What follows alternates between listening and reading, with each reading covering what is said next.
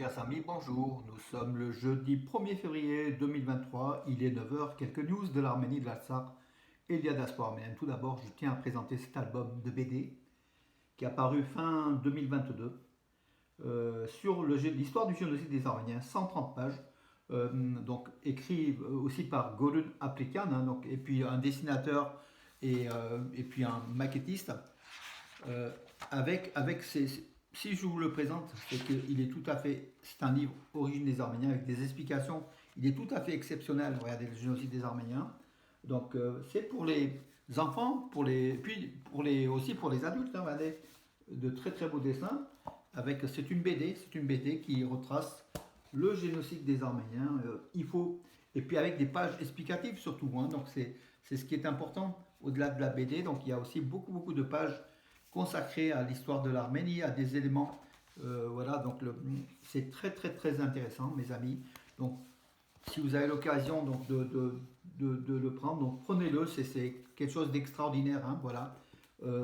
Ça a paru, ça vaut que 19 et quelques euros, donc du coup, prenez-le, mes amis, vous ne regrettez pas. C'est très bien pour les enfants, pour vous aussi. Voilà, donc le génocide des Arméniens, une BD qui fera référence. Elle est extraordinaire cette BD. Donc moi je l'ai parcouru hier donc toute la journée. Voilà. Et puis je rappelle aussi donc Mehmet Armeni donc de Boudjelal, donc une réédition celle-là. Elle a été rééditée en 2006 avec une Mehmet Armeni. Donc en fait c'est la grand-mère de la famille Boudjelal qu'on connaît, donc dont l'un est le directeur des éditions du Soleil et puis surtout président du RC Toulon. Voilà. Avec cette fois-ci, donc cette édition, elle est complétée par de nombreuses pages sur le génocide, sur les Arméniens, sur beaucoup de. Voilà, regardez. Donc ça, dans l'édition d'origine, ça n'y était pas. Donc dans cette réédition, donc c'est complété et c'est très important puisque ça, c'est l'histoire des Arméniens, tout simplement. C'est très intéressant, très intéressant. Voilà, mais des photos qu'on connaît, une partie donc bien sûr les cartes et compagnie, mais c'est très bien. Voilà, donc Mehmet Armeni, Farid Boudjelal, donc aux éditions. Donc là c'est une nouvelle édition. Donc l'édition d'origine avait été publiée donc aux éditions du Soleil, donc c'est chez le frère du dessinateur. Et là c'est une chez Futuropolis. Voilà. Commandez-le, il existe dans des bonnes librairies, mais il faut aussi le commander sur Amazon ou sur d'autres sites, Fnac et compagnie. Voilà donc de la bonne lecture, mes amis, de l'agrément et en même temps référence à l'histoire, à l'Arménie, à l'histoire des Arméniens. Et puis le Dauphiné libéré, le Dauphiné libéré, vous savez, c'est le quotidien de la région, donc c'est aujourd'hui le Dauphiné libéré, avec un article qu'on a pu placer en collaboration donc, bien sûr avec le Dauphiné, donc voilà, avec le festival international, le 5e festival international du Duduk qui aura lieu ce samedi au Théâtre de la Ville de Valence à 20h, le 5e, avec dédié aux 1000 ans de musique arménienne, réalisé par France Ashtalak Arménie, puis par des partenaires, la Ville de Valence, beaucoup de la région, beaucoup de partenaires. Pour ceux qui peuvent, ce samedi, donc 4 février, au Théâtre de la Ville à Valence à 20h. Passons, mes amis, si vous voulez bien, aux nouvelles. Donc les nouvelles. Oui, l'église arménienne Saint-Sarkis, Soub-Sarkis, au Texas en fait, donc, a été reconnue comme la construction de l'année architecturale de l'année 2022 aux États-Unis. Donc cette église se trouve à Dallas, pas loin de Dallas, à Carrollton, donc dans la banlieue de Dallas, au Texas. Elle a été élue lauréate de la construction de l'année 2022 par un groupe d'architectes. Voilà. Elle est très intéressante cette église, parce que dans cette église passe beaucoup de choses, dont le génocide des Arméniens. Il y a beaucoup de références à l'histoire du génocide des Arméniens et puis à l'écriture, au passé des Arméniens. C'est une église, je dirais, presque dynamique, parce qu'en fait, sur les murs sont empreints de beaucoup d'éléments, de signes qui font référence au génocide et aux Arméniens. Et l'église est calquée sur Sainte Ripsime, qui date du 7e siècle. Donc voilà une très très belle architecture. Si vous allez aux États-Unis, mes amis, après avoir été en Arménie, d'abord il faut aller en Arménie. Si vous allez aux États-Unis, passez par Dallas, justement, pas pour suivre le feuilleton, mais pour justement pour regarder la communauté arménienne et cette église qui est magnifique. Voilà. En tout cas, c'est bien que donc, les architectes aux États-Unis aient classé cette église donc, en tête de la construction de l'année 2022. Une ligne nouvelle donc, entre Yerevan et Sofia, donc directement vers la Bulgarie, qui va être mise en place par, je crois que c'est Wizz Air. C'est intéressant surtout pour les Arméniens d'Arménie. Puis on a une communauté arménienne importante en Bulgarie, qui est moins importante qu'il y a quelques années, mais qui a environ 15-20 000 membres. Voilà, c'est Wizz Air qui fait donc entre Sofia et Yerevan, donc cette liaison. Alors, Ala Shoukour Pachazadeh, c'est le, comment dirais-je, c'est le représentant des islams du Sud-Caucase, c'est un Azéri. Hein. Il a affirmé que nous avons appris que l'Iran n'est pas le frère de l'Azerbaïdjan, mais c'est le frère de l'Arménie. Tout ça parce que d'affaire de l'ambassade, donc de l'ambassade d'Azerbaïdjan à Téhéran, et puis aussi que Téhéran est ferme par rapport aux revendications, par rapport aux menaces azéries. Et l'Iran indique à chaque fois que si jamais il y a une menace sur l'Arménie, elle agira. Donc voilà aussi donc la réponse. Ce Pachazadeh est un fidèle, bien sûr, corrompu d'Aliyev. Hein. De toute façon, c'est du clan Aliyev, tout simplement. Hein. Comme le représentant des Houthis, que des centaines, 100, 200 chrétiens qui restent en Azerbaïdjan, qui sont corrompus, qui sont de mèche avec le dictateur Aliyev, le sanguinaire.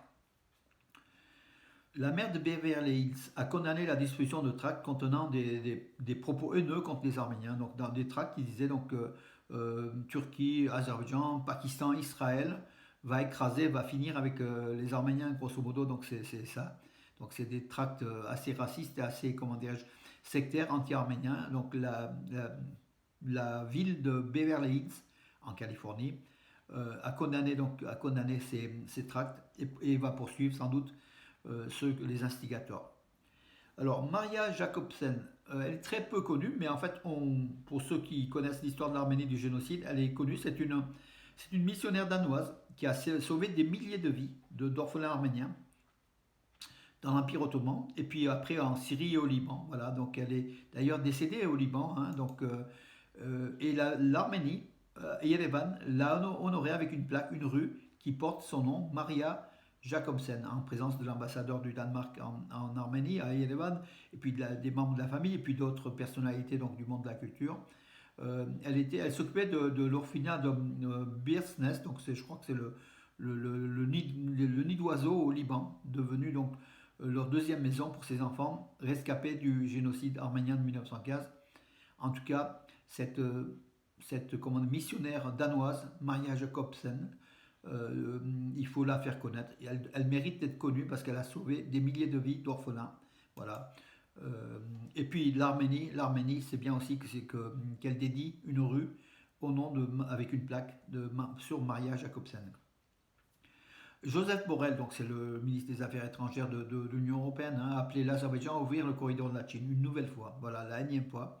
Mais attention, dans l'appel, l'UE n'est pas ferme, ne pense pas faire des condamnations, c'est appel à ouvrir donc, le corridor de la Chine, mais sans sanctions. Or, beaucoup de parlementaires européens ont demandé des sanctions contre l'Azerbaïdjan, mais Joseph Borrell protège sans doute par rapport à Van der Leyen, protège le rallié azéri qui fournit un peu de gaz à l'Europe. Voilà. Plutôt que de prendre du gaz russe au dictateur Poutine, on prend au sanguinaire et dictateur Azeri Aliyev. Voilà ce que c'est que l'Europe aujourd'hui, hein, du marchandage. Le gaz de l'Azerbaïdjan a une odeur de sang arménien. Voilà, et que l'Europe, malgré tout, trouve que Aliyev est un partenaire fiable. Et Joseph Borrell, demande la levée du corridor de la Chine, du blocus, à l'Azerbaïdjan, qui n'arrivera pas d'ailleurs, l'Azerbaïdjan n'écoute personne, mais en même temps ne prend pas de sanctions contre l'Azerbaïdjan. Voilà ce que c'est que l'Europe, mes amis. Donc hier, Pachinian a appelé donc Poutine au téléphone. Donc il a aussi parlé de la situation dramatique, de la catastrophe humanitaire en fait, hein, et de nettoyage ethnique en prévision par rapport à l'Artsakh qui est bloqué depuis plus de 50 jours, 52 jours aujourd'hui, soumis à un blocus par le corridor de la Chine, soumis par l'Azerbaïdjan. Donc Pachinian a demandé à Vladimir Poutine d'appliquer les accords du 9 novembre 2020 et que la Russie prenne ses engagements. La Russie s'était engagée à assurer la sécurité de ce corridor de la Chine. Là, ça fait 52 jours que la Russie ne le fait pas. D'ailleurs, hier, Moscou a communiqué que la Russie était toujours en pourparlers, depuis 52 jours, hein, avec l'Azerbaïdjan et l'Arménie. Alors, que l'Arménie, c'est le feu vert, c'est même pas la peine pour parler avec l'Arménie, parce que l'Arménie est OK dans tous les sens. Et l'Azerbaïdjan, voilà. Donc, Moscou n'arrive pas à enlever le verrou du corridor de la Chine. Peut-être Moscou fait exprès pour faire traîner, pour essayer de récupérer autre chose. En tout cas, la Russie se déclare prête à organiser une réunion des ministres des Affaires étrangères d'Arménie, donc Arat Mirzoyan, et d'Azerbaïdjan à Moscou. Donc Ceyhun Bayramov, le chef de la politique étrangère de l'Azerbaïdjan. L'Arménie n'a pas donné de réponse, mais je pense que l'Arménie est prête aussi à négocier. Hein, donc voilà.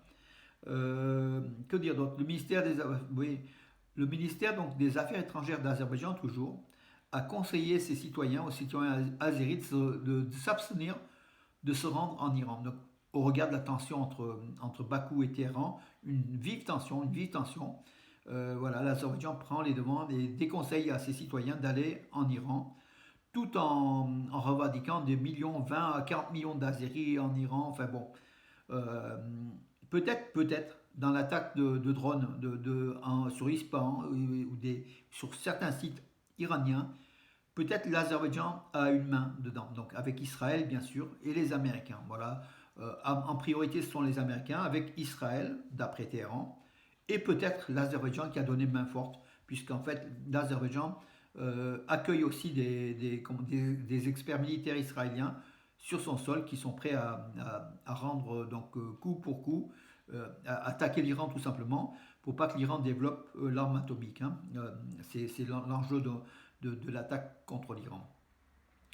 Alors, selon un sondage Gallup en Arménie, 94,2% de la population de l'Arménie estime qu'il n'est pas du tout acceptable pour le peuple de l'Artsakh qu'il ait le statut de minorité au sein de l'Azerbaïdjan, donc l'Arménie, et on va jusqu'à 97% avec ceux qui sont un petit peu moins durs, mais qui affirment donc que les Arméniens de l'Artsakh, ils ne peuvent pas vivre au sein de l'Azerbaïdjan, même avec un statut particulier.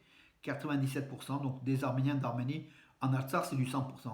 Voilà la difficulté aussi de Aliyev qui veut essayer d'assimiler ou de récupérer cette région en disant en voulant donner un petit peu des droits aux Arméniens. Les Arméniens n'y croient pas. Voilà. Tant en Artsakh qu'en Arménie, je ne vais pas dire la majorité, je vais dire pratiquement la quasi-totalité des Arméniens ne croient pas aux promesses azériques qui ne sont qu'une chose, c'est faire un génocide, nettoyer les Arméniens pour récupérer leurs terres historiques. Voilà, parce que l'Azerbaïdjan est dans une politique expansionniste, une politique haineuse à l'encontre des Arméniens. Elle est forte par la Turquie qui la soutient de bout en bout et elle a l'impression qu'elle a tous les droits sur la vie des Arméniens et la mort des Arméniens. Voilà où on en est, mes amis, aujourd'hui. Donc, on en est toujours là. Donc, 52 jours que l'Artsakh souffre, bloqué, sans que le monde, pratiquement, avec des condamnations, oui, mais pas de sanctions. Donc, voilà. Et puis, autre chose, on parlait de 200 gendarmes, donc 200 gendarmes français qui seraient déployés donc, le long de la frontière entre l'Arménie et l'Azerbaïdjan pour une durée de 2 ans avec la mission de l'Union européenne, d'une mission civile hein, d'observateurs. On aurait appris, enfin on ne sait pas, qu'il n'y aurait que 10 gendarmes. Voilà donc la promesse de Macron. En tout cas, Darmanin a parlé de 200 gendarmes, mais a priori le chiffre est faux et qu'on pourrait être réduit à 10 gendarmes. Mais 10 gendarmes, la France se fout de qui là? Donc on est pris pour quoi? Donc les Arméniens. Alors, où vous faites une force d'interposition d'observateurs de l'Union européenne qui tiennent la route, qui est au moins 200, 300 justement, membres, où ne faites rien. Laissez aux Russes le soin de le faire, puisque Moscou demande par l'OTSC de faire la même chose. Voilà. Si l'Europe veut réellement affermir sa politique ferme en Arménie, au Sud-Caucase, aider ce pays donc, qui a des fonds judéo-chrétiens, qui a des fonds surtout occidentaux avec je veux dire, des valeurs communes. Il faut y aller, il faut y aller, il faut mettre la dose, mes amis. Et là, c'est pareil pour le président Macron qui a peut-être des difficultés avec l'Allemagne, qui a des difficultés avec l'Italie, mais il faut y aller. Il ne faut pas aller à moitié pour l'Arménie, mes amis, parce que c'est le moment. C'est le moment. D'autant plus que l'Azerbaïdjan préparerait la guerre, on l'a vu, donc je l'ai annoncé hier, avec peut-être un avion militaire donc, fournissant des armes, une nouvelle fois des drones. Peut-être que la Turquie inciterait aussi l'Azerbaïdjan au printemps à attaquer l'Arménie. Donc il faut y aller, il faut aller très très vite. Et il y a une question d'urgence voilà, à Macron et puis à tous les responsables européens qui assistent sans bouger aux prémices d'une attaque ou d'un génocide. Voilà mes amis où on en est. Donc la situation est quand même assez grave.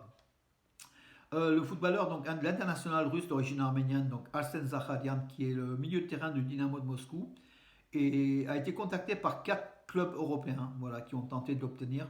Mais bon, le transfert n'a toujours pas eu lieu. Donc on parlait aussi de Chelsea aujourd'hui. Donc c'est plutôt des clubs espagnols, des clubs portugais, puis un club hongrois, Ferencváros.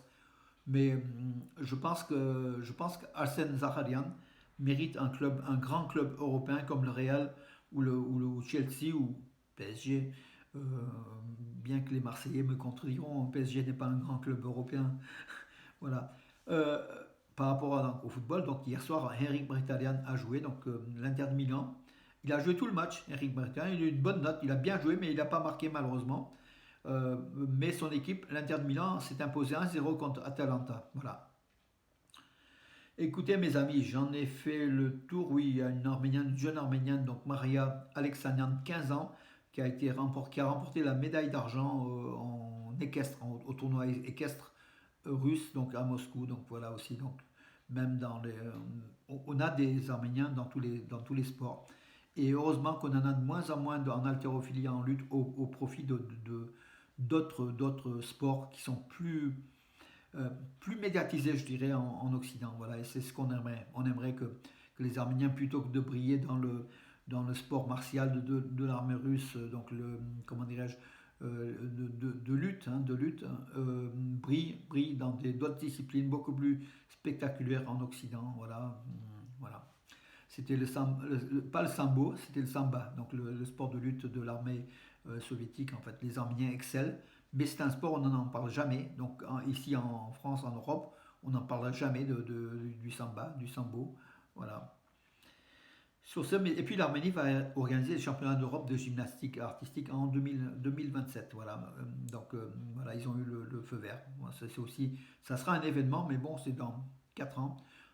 D'ici 4 ans, il y aura beaucoup de choses, hein. Il y aura les JO avant, il y aura d'autres éléments. Voilà mes amis pour aujourd'hui, je vous donne rendez-vous à demain. Bonne journée.